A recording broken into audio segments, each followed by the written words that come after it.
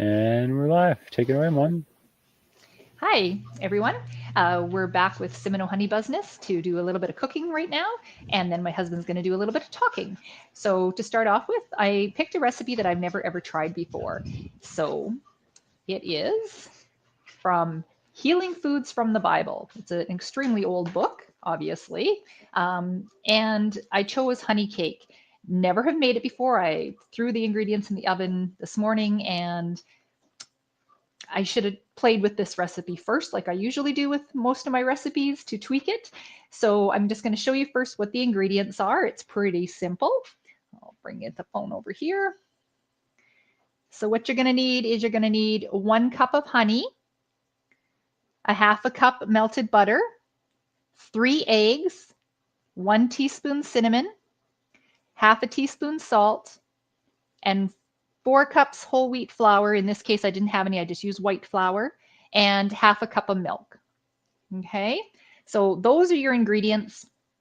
It's pretty simple. I'll just read to you what you do. It's extremely easy. So even though there were 7 ingredients, it's very quick to make. You preheat your oven to 350 and you cream together the honey with the butter and you add your eggs in there and beat that up. And then you sift your dry ingredients together and you add to the cream mixture, alternating with the milk. You pour the batter into 2 oiled 9-inch cake pans and bake for 35 minutes. So, as I was saying, I should have played with this because it needed some tweaks. I think there's a mistype. It says half a cup of milk. I'm pretty sure that should say 1.5 cup milk because this is a thick batter, like thicker than pizza dough. And so when it says pour it into a pan, that's not going to happen. So since it said 2 9x9 pans, I took half of the glumpy batter out and cooked it as it was supposed to be, according to the exact ingredients. And then the other remaining batter that was still in the bowl, I added some more milk to it, and then it was more pourable as batter to go into the cake pan. Now, the other thing is that it says 35 minutes. Everybody's ovens are different, so I took it out at 30 minutes. I think 35 minutes is way too long, so it was 30 minutes, and it should really say 25 minutes. And lastly, next time I make this, I will try to put it just in one pan. Either 2 8x8 pans makes sense because it's a thick, heavy cake. There's nothing in there that makes it rise. Or I would, I guess, try it in the 9x9 altogether. And I'm going to show you why. So cake number 1, which again is the cake recipe exactly as the cookbook says, looks like this. Okay, so it's a very flat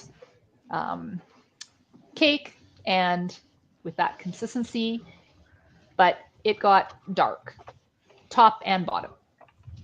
Okay, and then batter number 2. So remember I did an entire mix, but then half the dough that was left behind, I added more milk to it. So I like this one way better. This is what it looks like. But again, you can see it. Why I said a thicker, put it all in 1 9x9 is because it's kind of gooey in the middle, but it got really crispy on the edges. But this is the consistency here. And it's really yummy. Yummy. So I also like cinnamon, so I would put more cinnamon in here. You can even probably add more honey to have it more runny because it's not a very sweet cake. You might think it is because it says a cup of honey, but it's not sweet. So with that said, that's pretty much, as my husband and I discussed, make my recipes in advance when they're a brand new recipe that I've never made before so that I can tweak it and give you guys the proper how it should be. Maybe this is how it's supposed to be, is a really heavy cake like that, but my oven maybe cooks too fast and should have been maybe 325 instead of 350. Anyways, so I hope you enjoyed that quick little recipe. We will have it posted on www.schools.com/bees. I think I got that right, Patrice. And right now I'm going to let Dennis take over on how, well, I'll let Dennis explain. Anyway, have a great day, guys, and hope you enjoyed the recipe. I thought it would be interesting to talk about the tariffs that are getting put in place this year. This that just got put in place just a few days ago, and talk to people, because I've been through this before where they did put tariffs way back. I don't remember what year it was, and I had to go through it. And the tariffs caused the prices to rise even for us little guys. So for all of you out there that have expressed an interest in becoming a beekeeper this year and are going to be a hobbyist beekeeper, guess what just happened? All your prices are about to go up by about 25%. Here in Canada, a lot of the equipment we buy is sourced from the US, made by different companies out of the US and then transported and distributed here by different companies in Canada. So that's going to be applied to the 25% is going to be applied to anything coming across the border, right? And the other thing, and this is something that doesn't affect you too much when you're a hobbyist, the other thing is honey is an international commodity. So prices are reflected by international trade, and it's going to get hit with 25%. As a hobbyist, typically we just sell to our local people, whoever comes to the farm, whoever we see at the market, that kind of thing. So prices shouldn't get hit too much, but because it's going to cost a lot of money to buy anything at all, and all the prices are going up, that's going to get reflected in the prices of honey. So we'll see how that's going to take effect. And that's why I wanted to discuss it, because you might, if you've been doing the research and you're going to be a hobbyist and you want to sell some honey, you're going to be doing the research to find out what the prices are, and it's going to fluctuate quite a bit.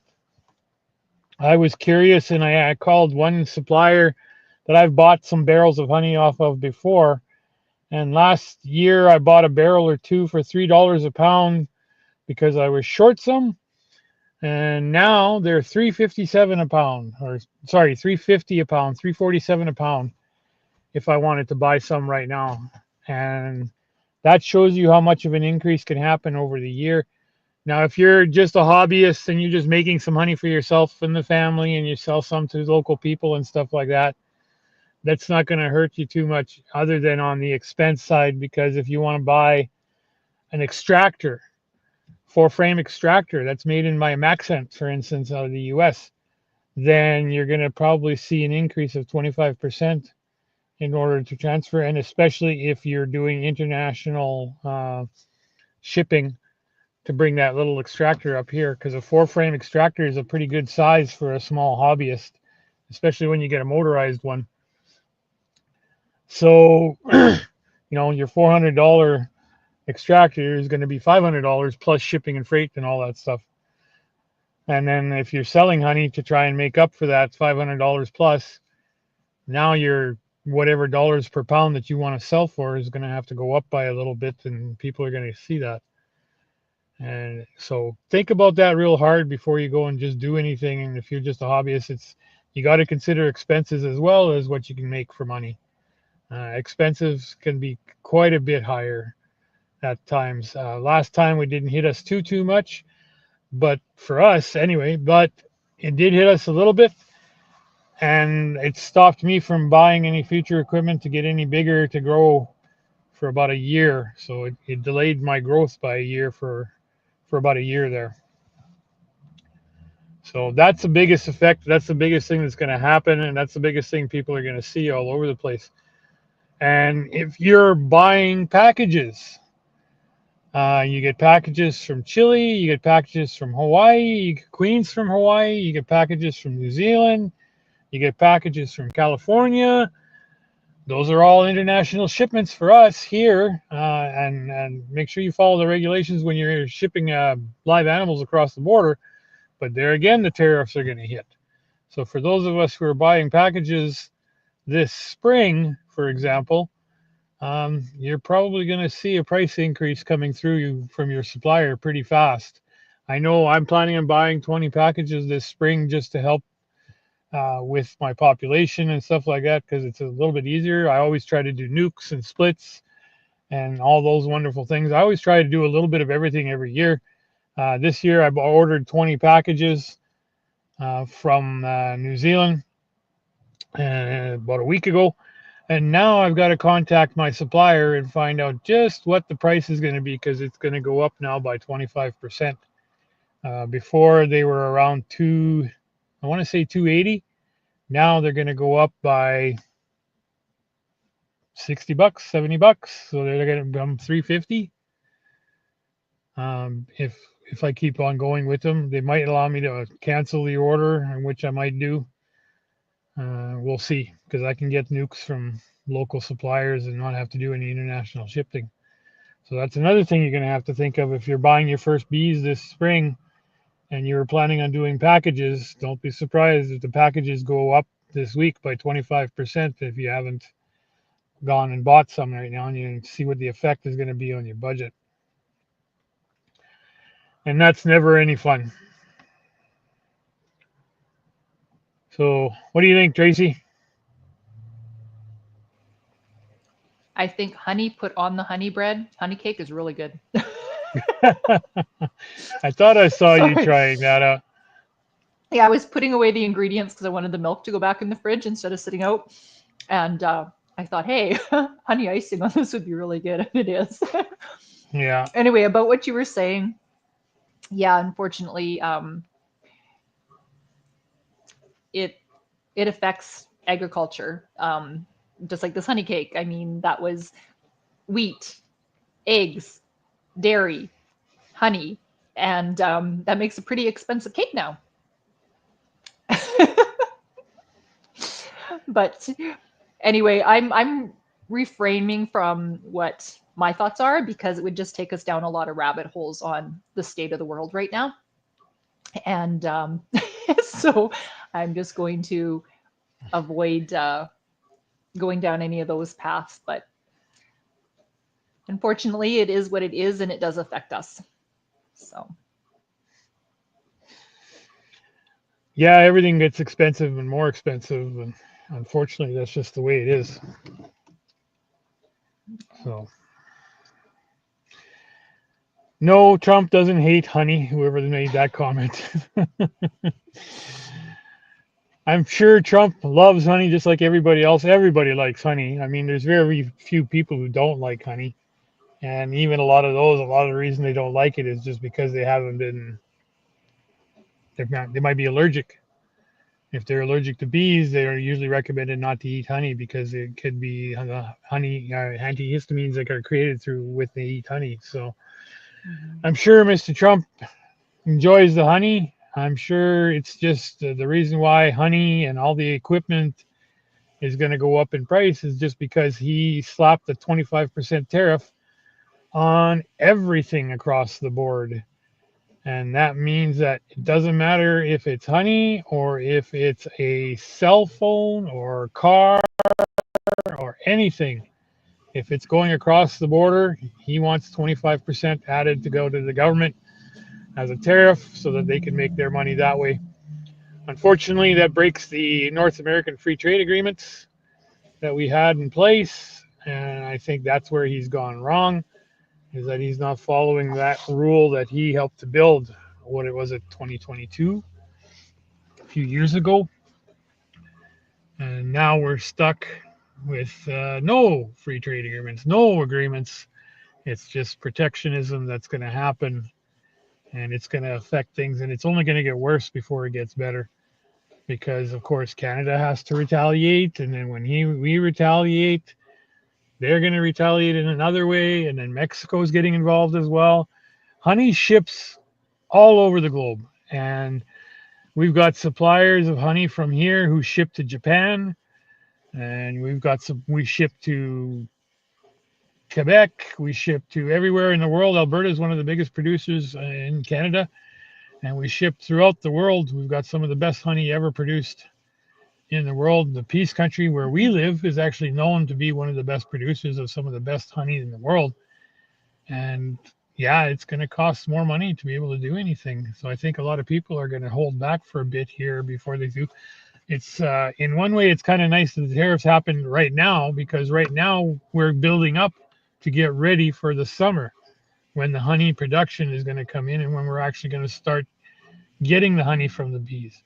Where the tariff is going to start hitting on that part is when we start selling the honey. When any of the cereal companies who use honey to make their cereals, or anybody who buys honey to use for whatever, that's when they're going to start phoning the farmers, us guys, and say, I'd like to buy a truckload of barrel of honeys of 70 barrels of honey. How much are we looking at? So that $3.50 now is going to be, last summer I saw $2, 2.25. Now we're $1.50 above already, and we haven't even started producing honey. The other thing you got to keep in mind, China dictates a lot on the honey market. Whatever China does is what hits the market. They produce a lot of honey. They're a very big producer, and they also transship. And there's a lot of, if you want to talk about another thing, is a reality of what honey is coming from where. Vietnam went from having almost zero honey, shipping it out, to 1 million pounds there one year, and everybody was scratching their head going, where did they get that honey? They didn't have that kind of honey last year. Well, somebody from China decided to transship through Vietnam and hide the process of where their honey comes from, and guess what? It happens a lot. Honey is one of the top 5 adulterated adulterated foods out there. People Yeah. find fake honey all the time, and unfortunately, that's what one of these things these tariffs can cause is people are going to start. Yeah, they're going to start doing stuff like that to try and hide where the Cheaping out. honey comes from, and instead of getting good quality honey, you're going to start seeing syrup. Where they're claiming it's honey, but it's not honey. It's actually just a syrup, and they grabbed a kilogram of good Canadian honey and put 99 kilograms, and therefore they got, they meet the labeling guidelines to call it honey, but it's actually not honey. It's not the good honey. It's a piece of junk. And unfortunately, that happens a lot. Just like olive oil, another one where everybody says like we've seen it in our store, on our grocery store in small town Alberta. I went and bought some olive oil. I like to make some balsamic vinegar and olive oil and dip it and with bread, focaccia bread and things like that, and bruschetta. And I went and bought what I thought was some really good olive oil, brought it home. We ate it a couple of times, and then someone mentioned something. I can't remember who it was, but they mentioned something one day to us, and I was curious. I picked up the olive oil bottle, and sure enough, it was the same thing as what the guy was talking about saying it was adulterated. So I took it and I went and researched and found a way to test it, and yep, it wasn't real olive oil. It was a fake. As soon as I found that out, we threw out the rest of the olive oil of that bottle, and we had what, 3/4 of a bottle left, Tracy? Yeah. I just want to go back to what you said when you said Alberta ships a large amount of, like, where we are out of all the provinces, the most exports of honey. And you said good quality, and that's because it's good quality. So when Dennis said that, what he means is we have a lot of alfalfa and clover, which causes the honey to be like a whitish color when it crystallizes.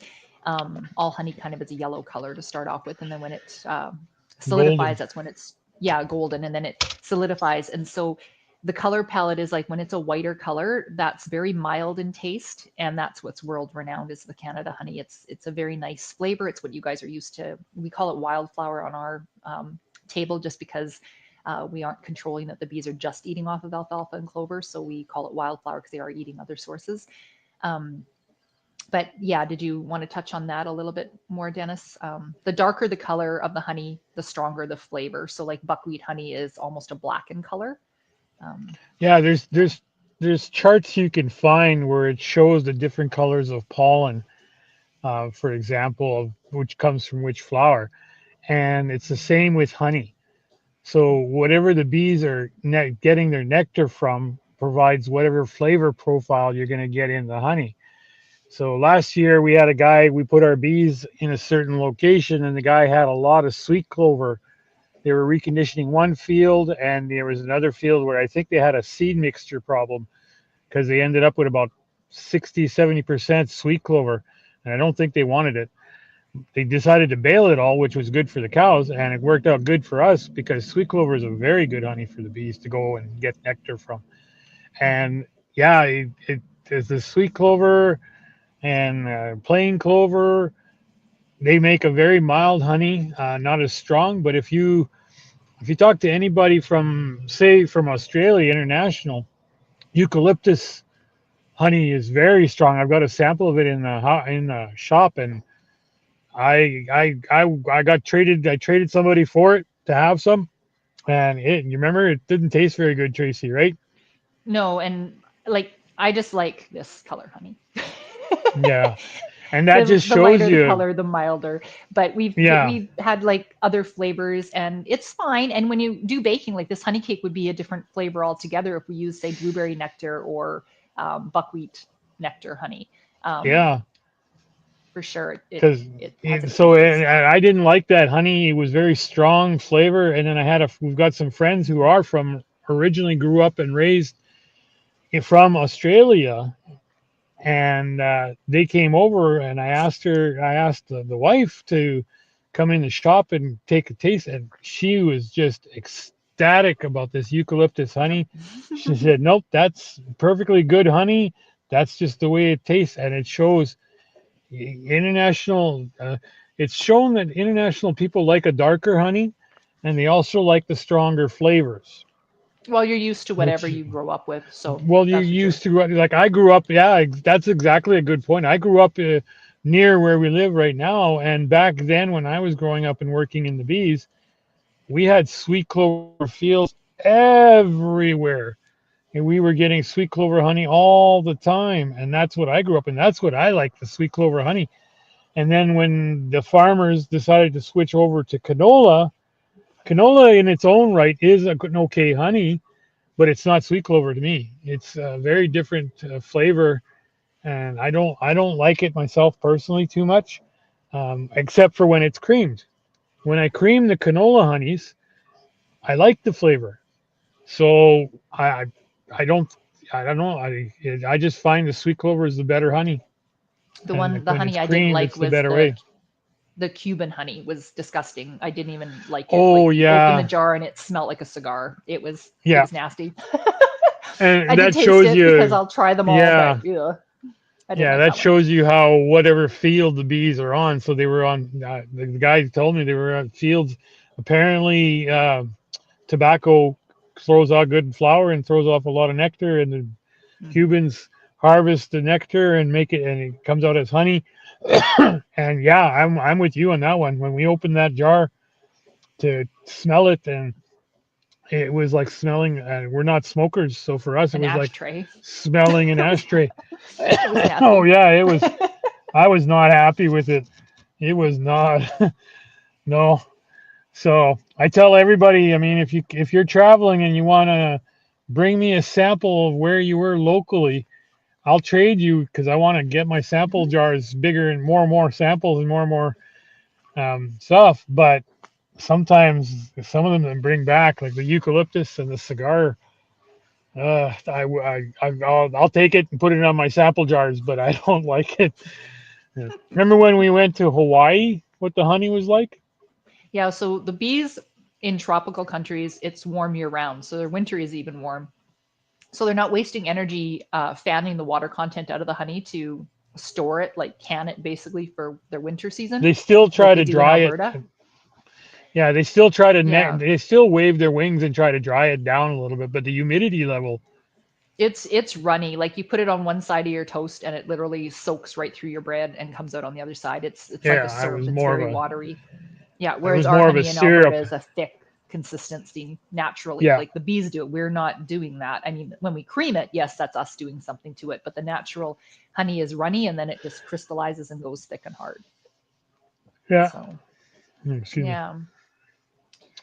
So there you go. If you're a fresh beekeeper, a fresh beginner, yeah, the tariffs are probably going to affect your budget. So maybe keep a close look and a close eye on that. If you're a hobbyist like we are, but sell honey, you're going to see effects there. So make sure you watch your budget there and be prepared. And maybe delay until this trade war finally happens here. That's finally done. And you can actually do it, because I was looking forward to maybe buying a water jacketed packaging tank this year so we can have an easier way of packaging and transferring honey around, or maybe another creamer, a bigger creamer, so that we can make a bit more creamed honey. But I don't think we're going to do that now. Our $3,000 investment just became $3,500, $4,000. It's not a good idea. We might as well wait. So there you go, Mr. Trump. Unfortunately, you've affected us directly with your tariffs. Yeah, not really much of a salesman there, I don't think. So hopefully we can convince you, us Canadians can convince you that you want your stuff, but you want your stuff your way, but attacking us and adding tariffs like this is probably not a good idea, considering that a lot of consumers are Americans, and Americans are the ones who are going to pay the tariff. Anyway, I think that's it. I think we've got enough coverage there, unless somebody's got some comments or anything like that. Yep. And the Let's recipe see. for the honey cake will go on school.com/bees. I just have to get that sent over to Patrice first. So, yeah. Thank you guys for tuning in today. If you haven't already, join us at school.com/bees. We have the $3 bee available now. You can buy a bee for $3 and we'll keep you updated on its progress. So more about that to come. And yeah, thanks. Hope you enjoyed the conversation. Next time. See ya. All right. Next time, guys.